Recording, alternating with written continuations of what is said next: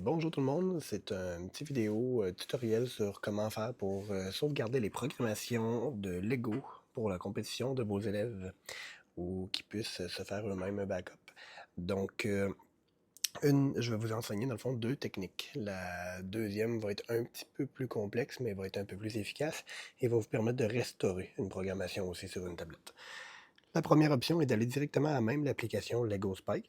Donc, on s'y rend comme d'habitude, on va dans Spike principal et dans le bas où vous avez Accueil, vous allez aussi avoir Commencer, Cours, Construire et on a l'onglet Mes projets. À partir de là, vous allez pouvoir voir tous les projets qu'il y avait au départ. Donc, dans Mes projets, vous allez pouvoir cliquer sur le petit rond en haut à gauche où on peut mettre un crochet de n'importe quelle programmation. À partir de là, en haut à droite, vous pourrez voir que le bouton Partager sur lequel on peut cliquer. Donc, ici sur Partager, vous aurez ensuite le choix de l'application que vous voulez. Donc, vous pourrez la transférer par AirDrop d'une tablette à une autre, de l'envoyer par Teams, de l'envoyer par OneDrive, par Google Drive, par Outlook. Ça va dépendre de ce que votre élève a de connecté sur cette tablette-là. C'est le bout qui pourrait être un petit peu plus fastidieux d'avoir à connecter un compte sur chaque tablette pour être capable de faire le partage. C'est pourquoi je vous suggère fortement d'utiliser l'application AirDrop qui va vous permettre de transférer les fichiers d'une tablette à une autre. L'autre méthode que vous aurez, ça sera de vous rendre dans l'application Fichier. Donc, on a ici l'application Fichier qui est un petit dossier bleu sur mon écran. Dans cette application-là, vous aurez la possibilité de connecter plusieurs comptes de stockage, comme par exemple OneDrive ou Google Drive.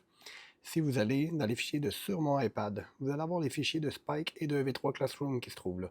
Donc ça marche aussi pour un V3. Dans le dossier Spike, je vais avoir Lego Éducation Spike où je retrouverai justement toutes mes programmations. Vous pourrez à ce moment-ci sélectionner plus qu'une programmation et vous pourrez les déplacer, vous pourrez les envoyer, vous pourrez, si vous voulez, la déplacer vers votre compte Google Drive ou OneDrive directement, ou vous pourrez encore une fois tout simplement sélectionner un fichier et le partager de la manière que vous le voulez encore une fois.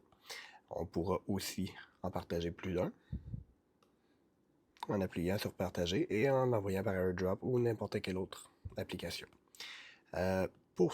Pour pouvoir reprendre un fichier qui a été transféré par un de vos élèves et pouvoir l'utiliser avec l'application Lego Spike, il devra se trouver dans le dossier Spike, Lego Éducation Spike sur votre tablette.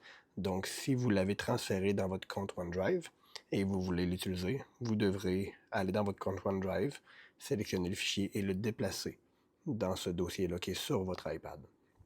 J'espère que c'est assez clair. Si vous avez d'autres questions ou des commentaires sur la capsule vidéo, gênez-vous pas.